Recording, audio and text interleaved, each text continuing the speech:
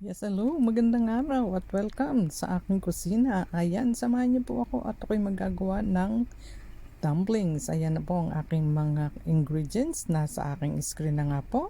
At ready na ang aking mga greens at lahat ng sangkap na aking lulutuin. Ayan po ang chives at pinix ko na po ang ground meat, oyster sauce, cornstarch at konting asin at yung mga hiniwang maliliit na chives. Ayan po.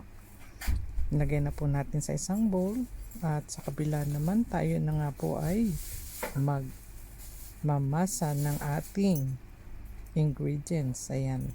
At pagkatapos nating mapagsama-sama, ayan na i-layered na po natin ang ating folded na dumplings. Ayan, ganyan po ang pagpo-fold kapag kayo po ay gagawa at kinakailangan konti lamang po ang inyong ilalagay na laman para hindi naman po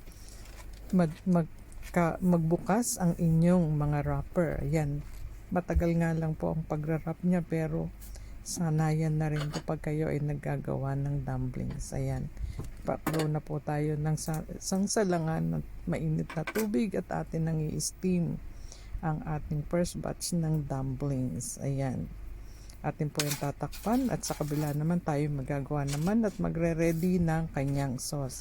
Ayan, akin nga pong hiniwa ang lahat ng kinchay, pati ang green onions.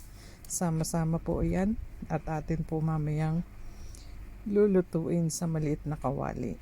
Ayan po ang mga ingredients ng ating sauce. Kinchay, green onions, black sesame seeds at balsamic vinegars. Ayan po. Napakadali at napakasimple lamang ng ating sauce na ito. At syempre madali lang lutuin.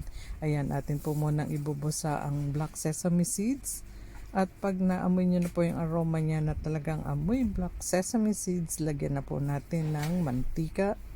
At isabay na rin po ang mga ginayat na green onions at kinchay. Ayan, napakadali lang po yan. Hindi po natin kinakailangang lutuin ng matagal. Dumplings are ready. At ayan na nga po. Thank you for watching. And bye-bye.